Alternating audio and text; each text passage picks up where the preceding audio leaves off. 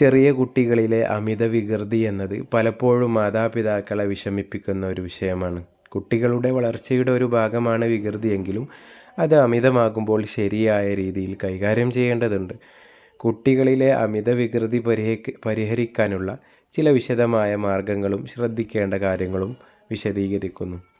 കുട്ടികളിലെ പെരുമാറ്റ വൈകല്യങ്ങൾ നിയന്ത്രിക്കാൻ സ്നേഹവും സ്ഥിരതയും വ്യക്തമായ അതിർവരമ്പുകളും ആവശ്യമാണ്.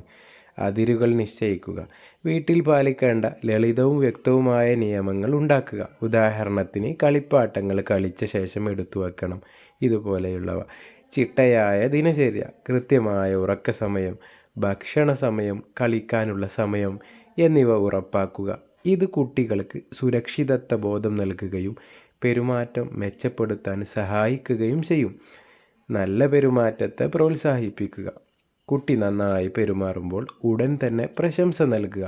ഉദാഹരണത്തിന്, നീ കളിപ്പാട്ടങ്ങൾ വെച്ചത് നന്നായി, വളരെ നല്ല കുട്ടി എന്ന് പറയുക. നല്ല പെരുമാറ്റത്തിന് മാതാപിതാക്കളുടെ ശ്രദ്ധ കിട്ടുമ്പോൾ അത് ആവർത്തിക്കാൻ കുട്ടി ശ്രമിക്കും. ടാസ്കുകൾ പൂർത്തിയാക്കുകയോ നിയമങ്ങൾ പാലിക്കുകയോ ചെയ്യുമ്പോൾ ചെറിയ റിവാർഡ് നൽകാനായി ഒരു സ്റ്റാർ ചാർട്ട് ഉപയോഗിക്കാം. വികാരങ്ങളെ കൈകാര്യം ചെയ്യാൻ പഠിപ്പിക്കുക. കുട്ടിയുടെ ദേഷ്യം, സങ്കടം, നിരാശ തുടങ്ങിയ വികാരങ്ങളെ തിരിച്ചറിയാൻ അവരെ സഹായിക്കുക. നിനക്ക് ദേഷ്യം വന്നതുകൊണ്ടാണ് നീ കളിപ്പാട്ടം എറിഞ്ഞത് അല്ലേ എന്ന് ചോദിച്ച് അംഗീകരിക്കുക. ദേഷ്യം വരുമ്പോൾ ഒരു ദീർഘശ്വാസം എടുക്കൂ, 1 മിനിറ്റ് കഴിഞ്ഞ് വരാം എന്ന് പറഞ്ഞ് ശാന്തമായി പ്രതികരിക്കാൻ അവരെ പരിശീലിപ്പിക്കുക. കുട്ടി മോശമായി പെരുമാറാൻ തുടങ്ങുകയാണെങ്കിൽ പെട്ടെന്ന് തന്നെ അവരുടെ ശ്രദ്ധ മറ്റൊന്നിലേക്ക് തിരിക്കുക. ഉദാഹരണത്തിന്, അവർ ബഹളം വെച്ച് തുടങ്ങുമ്പോൾ നമുക്കൊരുമിച്ച് ചിത്രം വരച്ചാലോ എന്ന് ചോദിക്കുക. കുട്ടികളുടെ അമിതമായ ഊർജം കളിക്കാൻ, ഓടാൻ, ചാടാൻ, മറ്റ് ശാരീരിക പ്രവർത്തനങ്ങൾക്കായി ഉപയോഗിക്കുക. വ്യായാമം വികൃതി കുറക്കാൻ സഹായിക്കും.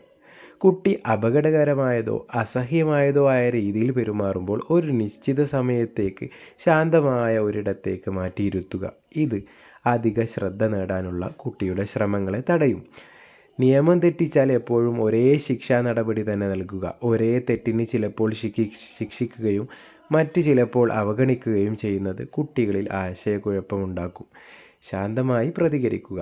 കുട്ടിയുടെ വികൃതിക്ക് മാതാപിതാക്കൾ അലറി വിളിച്ചോ ദേഷ്യപ്പെട്ടോ പ്രതികരിക്കുന്നത് ഒഴിവാക്കുക. നിങ്ങൾ ശാന്തമായി കാര്യങ്ങൾ കൈകാര്യം ചെയ്യുമ്പോൾ എങ്ങനെ വികാരങ്ങൾ നിയന്ത്രിക്കണമെന്ന് കുട്ടികൾ നിങ്ങളെ കണ്ട് പഠിക്കും. മാതാപിതാക്കൾ സമ്മർദ്ദത്തിലായിരിക്കുമ്പോൾ ക്ഷമ നഷ്ടപ്പെടാൻ സാധ്യതയുണ്ട്. നിങ്ങളുടെ മാനസികാരോഗ്യം ശ്രദ്ധിക്കുന്നത് കുട്ടികളോട് ക്ഷമയോടെ പെരുമാറാൻ സഹായിക്കും. എപ്പോഴാണ് ഒരു വിദഗ്ധനെ കാണേണ്ടത്? താഴെ പറയുന്ന സാഹചര്യങ്ങളിൽ ഒരു ശിശുരോഗ വിദഗ്ധൻ്റെയോ ശിശു മനഃശാസ്ത്രജ്ഞൻ്റെയോ സഹായം തേടുന്നത് നല്ലതാണ്. വികൃതി കുട്ടിയുടെ സുരക്ഷയ്ക്ക് ഭീഷണിയാകുമ്പോൾ, വികൃതി കാരണം സ്കൂളിലെ പഠനത്തെയോ സാമൂഹിക ബന്ധങ്ങളെയോ സാരമായി ബാധിക്കുമ്പോൾ, ഒരുപാട് ശ്രമിച്ചിട്ടും ഒരു സ്ഥിരമായ മാറ്റവും കാണുന്നില്ലെങ്കിൽ, കുട്ടിക്ക് ശ്രദ്ധക്കുറവോ മറ്റ് പഠന വൈകല്യങ്ങളോ ഉണ്ടെന്ന് സംശയം തോന്നുകയാണെങ്കിൽ, ഇങ്ങനെയുള്ള കാര്യങ്ങൾ ഉണ്ടാകുമ്പോൾ മാത്രമാണ് നമ്മൾ ശിശുരോഗ വിദഗ്ധനെയോ മറ്റു മനഃശാസ്ത്രജ്ഞരെയോ കാണേണ്ടത്.